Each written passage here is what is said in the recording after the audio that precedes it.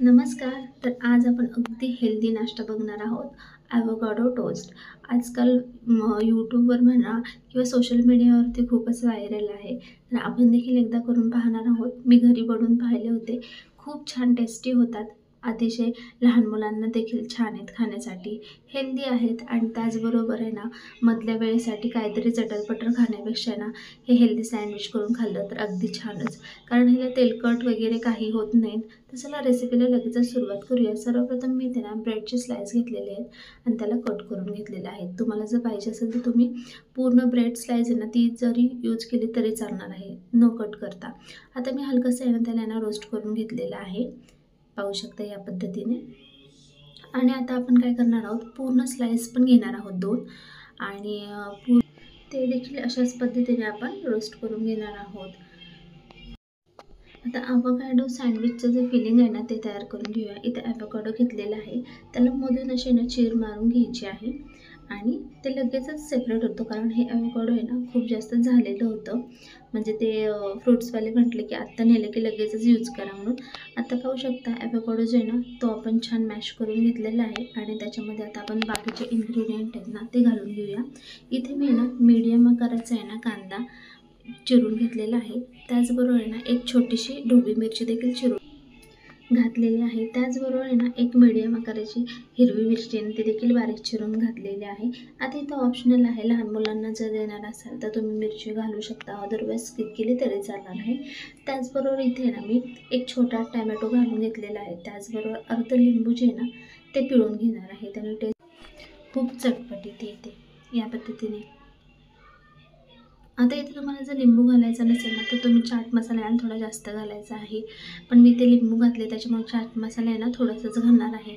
त्याच्यानंतर इथे आहे ना मी आपल्या टेस्टच्या अकॉर्डिंग आहे ना, इथे मी चिली फ्लेक्स घालून घेतलेले आहेत. त्याचबरोबर ना ब्लॅक पेपर देखील घालून घेतलेलं आहे, म्हणजेच काळी मिरीची पूड घालून घेतलेली आहे.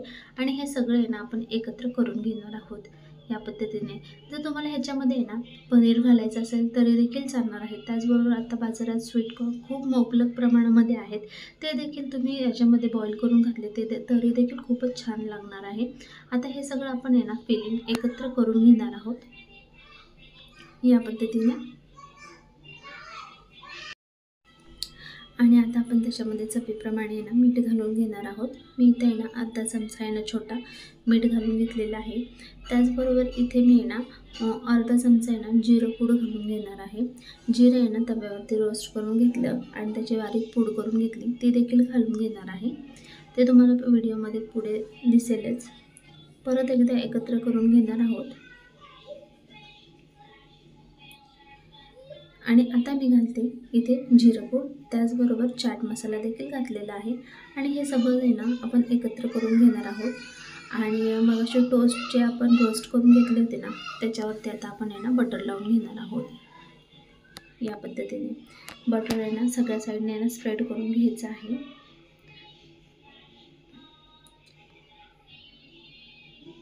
ब्रेड आपले किती छान रोस्ट झालेत, एकदम कुरकुरीत झालेत आणि ते फिलिंगवरती आलं ना तर खायला खूपच छान मजा येते. तर या पद्धतीने ब्रेड आहे ना सगळीकडं स्प्रेड करून घेणार आहोत आणि त्याच्यावरती आपण जे फिलिंग बनवलेलं आहे ना ते घालून घेणार आहोत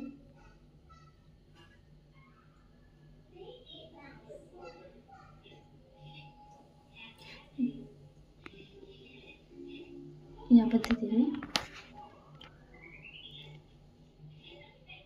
ह्याच्यावर तुम्ही आहे ना पूर्ण करून झाल्यानंतर चीज देखील घालू शकता. चीज आहे ना ते ग्रेट करून घातलं ना तरी छान लागेल. आणि आपलं पूर्ण ब्रेडवरती आहे ना बटर लावून सगळं फिलिंग जे आहे ना ते लावून घेतलेलं आहे. आणि त्याच्यावरती हलकंसं आहे ना ब्लॅक पेपर म्हणजेच काळी मिरीची पूड थोडीशी स्प्रिंकल करून घ्यायची. त्याचबरोबर चिली फ्लेक्स देखील घालून घ्यायचे आहेत. आणि त्याच्यावरती ना हलकासा चाट मसाला घालायचा आहे. झालं आपलं रेडी टू ईट एकदम हेल्दी असं ॲव्होकाडो टोस्ट सँडविच. नक्की करून पहा आणि आपल्या व्हिडिओला नक्की लाईक शेअर सबस्क्राईब करा.